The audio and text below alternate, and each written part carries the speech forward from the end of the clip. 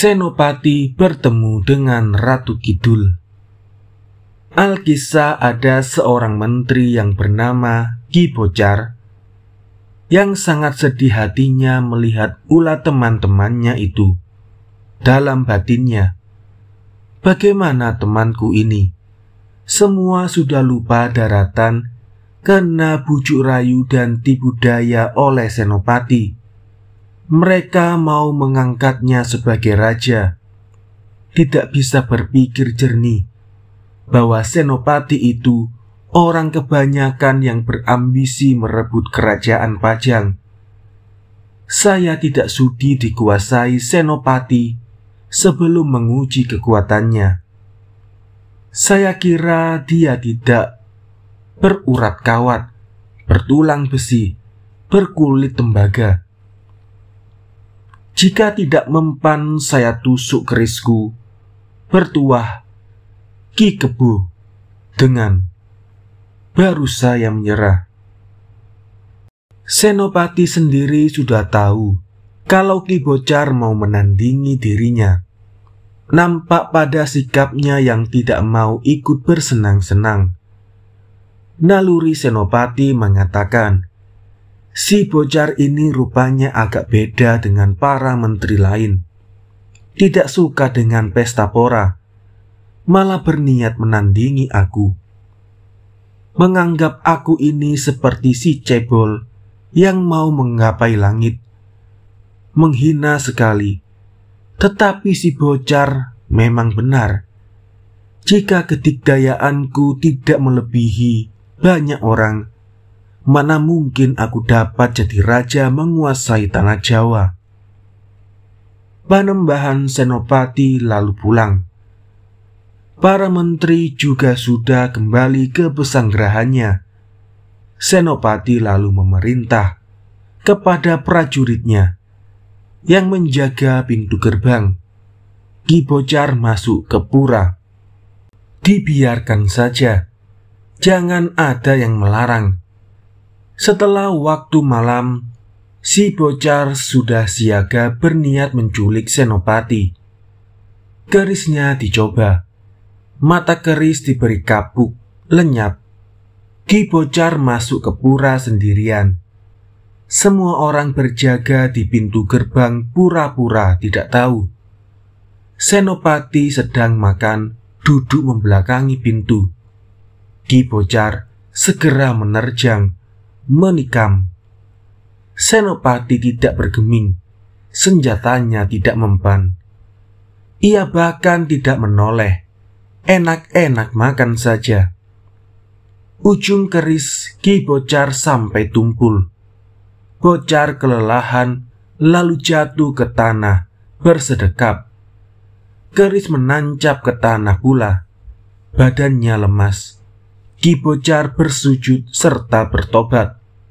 Senopati menoleh seraya berkata, "Kakang Bocar, saya ampuni kesalahanmu dan percayalah padaku." Ki Bocar lalu pulang. Kemudian pada waktu tengah malam, Senopati pergi dikawal 5 orang menuju Lipura. Di situ ada batu besar halus, bagus warnanya. Senopati lalu tidur di atas batu itu.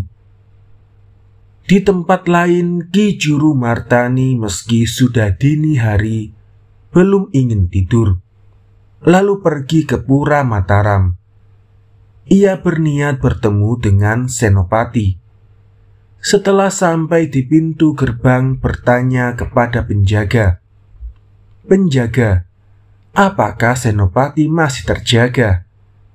Jawab penjaga, "Kiai Juru selesai pesta tadi siang, setelah matahari tenggelam, berganti terang bulan. Panembahan lalu pergi, entah kemana tujuannya." Setelah mendengar jawaban penjaga pintu gerbang, lalu tahu kemana Senopati pergi, segera menyusul ke Lipura. Sampai di situ dijumpainya Senopati tidur di batu geligang. Kiai Juru segera membangunkan.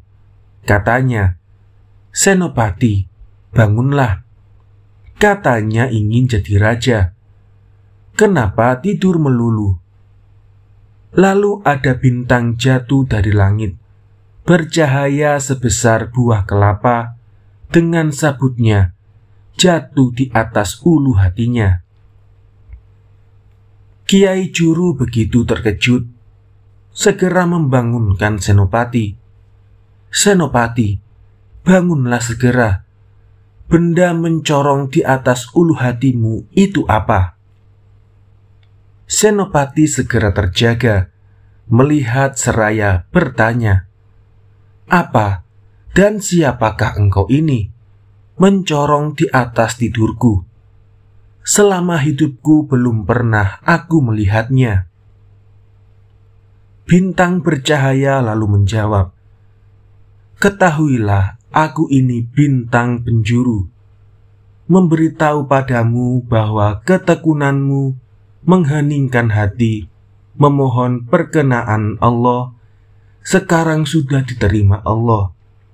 Yang kau mohon dalam doa telah terkabulkan. Engkau akan menjadi raja, menguasai tanah Jawa, turun-temurun ke anak cucumu, menjadi raja di Mataram tanpa timbang, disegani oleh musuh, kaya emas, intan, berlian. Cicitmu kelak yang mengakhiri kekuasaan di Mataram. Waktu itu negara mulai retak. Sering ada gerhana bulan dan matahari. Bintang kemukus tiap malam kelihatan. Gunung-gunung meletus, hujan batu dan abu. Itu tanda-tandanya negara akan rusak." Bintang tadi sesudah berbicara demikian lalu musnah.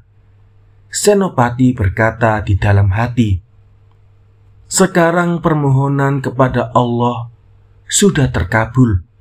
Niatku untuk menjadi raja menggantikan Sultan Pajang turun-temurun ke anak cucu, menjadi lampunya tanah Jawa. Semua orang Jawa jadi takluk kepadaku." Ki Juru tahu apa yang ada dalam batin Senopati, lalu berbicara, "Senopati, kamu jangan memastikan sesuatu yang belum tentu terjadi. Itu tidak benar. Jika kamu percaya kata-kata bintang itu, kamu keliru, sebab suara itu adalah suara gaib. Bisa salah, bisa benar. Tidak bisa ditangkap lidahnya seperti manusia. Kelak jika kamu jadi berperang dengan orang Pajang, tentu bintang tadi tidak bisa engkau tagih, atau engkau minta tolong. Tentu saja, dan kamu yang menghadapi semua sendiri. Jika memang kamu pasti menjadi raja di Mataram, tetapi kalau kalah akan menjadi tawanan." Senopati Ing Alaga setelah mendengar ucapan pamannya itu begitu menyesal. Seraya perlahan berkata, "Paman, bagaimana ini sebaiknya? Saya selalu menurut. Saya ini kapal ibaratnya, paman nahkodanya." Kiai Juru Martani berkata, "Kalau menurut nasihatku, mari bersama-sama memohon kepada Allah. Segala yang sulit semoga dipermudah. Mari berbagi tugas. Kamu pergilah ke Laut Kidul, sementara aku akan naik ke Gunung Merapi untuk mengetahui kehendak Allah. Mari kita bersama-sama berangkat." Ki Juru Martani lalu berangkat ke Gunung Merapi. Senopati Ing Alaga pergi ke timur, lurus menuju Sungai Opak, terjun ke sungai, berenang seturut aliran air. Di situ ada ikan laut namanya olor. Dulu Senopati punya kesenangan seperti pergi ke Sungai Samas untuk menjala, atau menggunakan alat menangkap ikan yang lain. Banyak alat perlengkapan menangkap ikan. Hasil tangkapan ikannya banyak pula. Ikan olor itu tertangkap oleh orang banyak, besarnya tak terhingga. Lalu dibawa ke darat, diserahkan kepada Panembahan Senopati. Beliau sangat senang melihatnya. Olehnya ikan itu lalu dihias serba emas, diberi nama Tunggul Wulung, lalu dilepas kembali ke dalam air. Ikan olor tadi merasa berhutang hidup kepada Senopati. Tak kala itu, ikan olor melihat bahwa Senopati menghanyutkan diri di sungai sampai di tepi laut. Ikan olor lalu mengapung menjemput Senopati supaya naik ke punggungnya. Tetapi Senopati menolak tawaran itu. Ia lalu naik ke darat, berdiri di pinggir samudra, serta berdoa kepada Allah. Lalu datanglah prahara, angin bercampur hujan, pohon-pohon roboh, gelombang laut setinggi gunung, suaranya mengerikan, airnya mendidih panas seperti wedang. Banyak ikan yang tergelincir membentur batu karang, akhirnya mati di daratan. Itu akibat pengaruh kekuatan doa Panembahan Senopati kepada Allah. Alkisah menurut yang empunya cerita di Laut Kidul, ada yang menjadi raja di sana. Raja putri nan cantik, jelita, tanpa tanding. Seluruh jagat tak ada yang menyamai. Namanya Rara Kidul. Ia menguasai seluruh makhluk halus di Jawa. Waktu itu Rara Kidul baru di dalam istana, istirahat di tempat tidur kantil emas, berhiaskan intan, berlian, dan batu mulia lainnya. Dilayani para jin, setan, peri perayangan. Rara Kidul terkejut melihat gegernya ikan di laut, serta panasnya air seperti direbus. Suara laut mengerikan. Rara Kidul bicara dalam hatinya, "Selama hidupku, aku belum pernah menyaksikan laut seperti ini. Kena apa ini? Apa kena gara-gara? Apa karena matahari jatuh? Atau akan ada kiamat?" Nyai Kidul lalu keluar, berdiri di atas air, melihat dunia terang, tidak ada apa-apa. Hanya seorang sakti berdiri di pinggir samudra, mengheningkan cipta memohon kepada Allah. Nyai Kidul berbicara sendiri. Itu dia mungkin yang membuat huru-hara di samudra.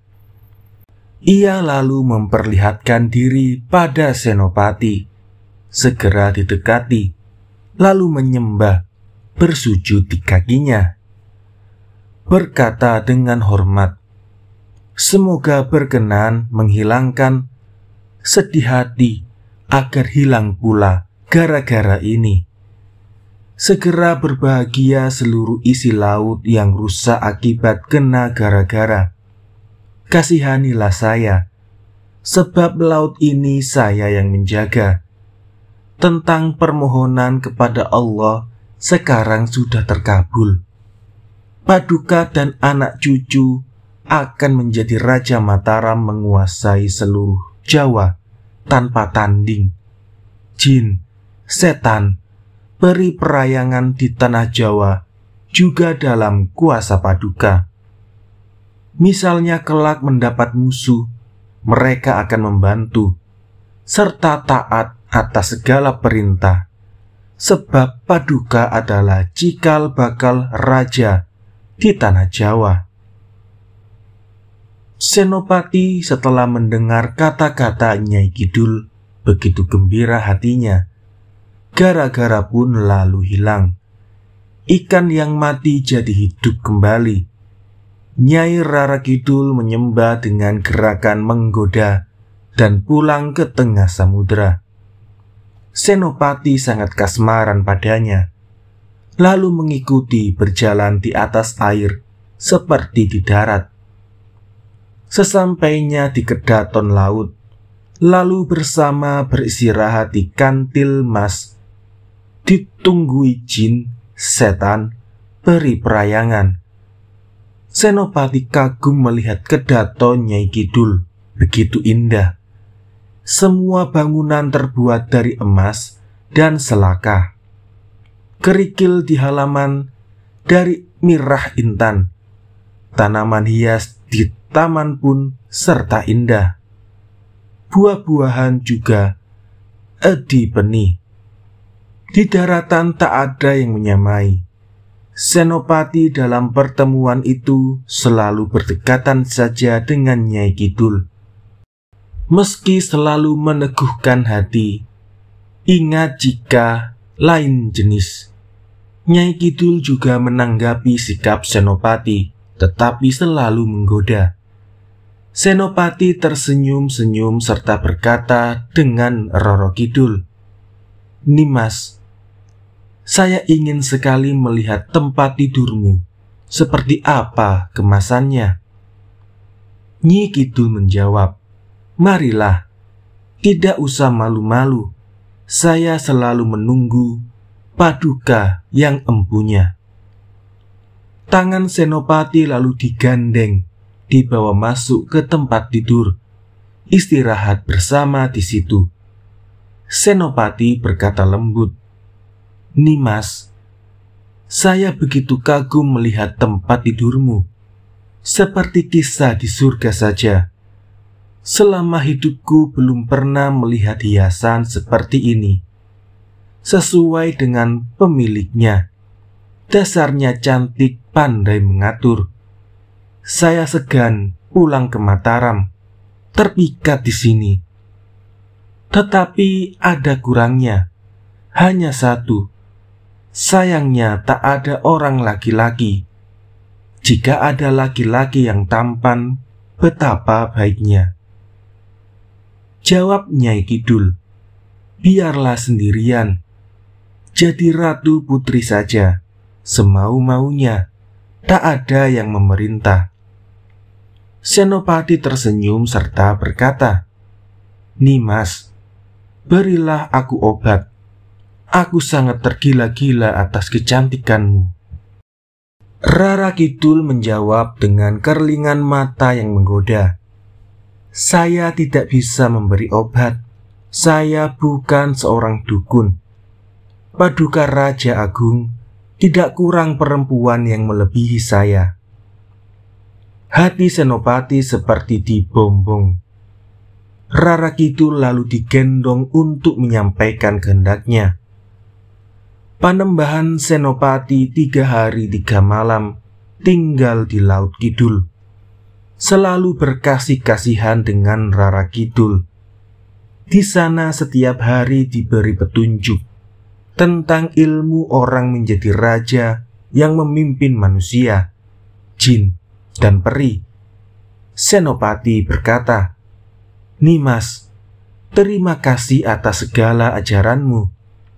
Saya yakin jika kelak ada musuh Nimas akan membantu. Tetapi siapa yang akan aku utus memberitahu?" Rara Kidul menjawab, "Oh, itu mudah saja. Jika Paduka mau memanggil sedekap dalam sikap semedi, menengadah ke langit, pasti saya segera datang, membawa bala jin, setan, peri perayangan, lengkap dengan alat perangnya." Senopati berkata lagi, "Nimas, saya pamit pulang ke Mataram. Pesan-pesanmu pasti saya laksanakan." Ia segera berangkat berjalan di air seperti di daratan saja. Setelah sampai di Parangtritis, ia terkejut melihat Sunan Kalijaga duduk tafakur di bawah Parangtritis. Senopati segera bersujud dan mohon ampun sebab memamerkan kesaktian menempuh air. Sunan Kalijaga berkata, "Senopati, berhentilah bersombong diri memamerkan kedikdayaan. Itu namanya takabur. Para wali tidak mau berbuat demikian, takut akan murka Allah. Jika kamu ingin menjadi raja, selalu bersyukur sebagai makhluk ciptaannya. Marilah bersama ke Mataram. Saya ingin melihat rumahmu." Lalu mereka berangkat bersama. Sesudah sampai di Mataram, Sunan menyaksikan rumah Senopati belum berpagar. Sunan berkata, "Rumahmu tidak berpagar bata. Itu tidak baik. Kamu dapat disebut orang sombong, sebab tidak ada curiga karena mengandalkan kesaktian, teguh kedikdayaan. Ibarat kerbau sapi tanpa kandang, tentu akan terlepas kemana-mana. Kerbau sapi tadi sebaiknya diikat, kalau malam dikandangkan. Di luar dijaga orang, serta berserah kepada Allah. Demikianlah dalam kamu, dalam mendirikan rumah, sebaiknya pakailah pagar yang disebut pagar bumi. Orang-orang Mataram jika musim kemarau, perintahkan membuat bata. Jika sudah banyak, buatlah kota raja." Sunan lalu mengambil tempurung diisi air, dituangkan berkeliling sambil berzikir, "Kelak jika kamu membangun kota, ikutilah ini." Senopati bersedia. Sunan lalu kembali pulang.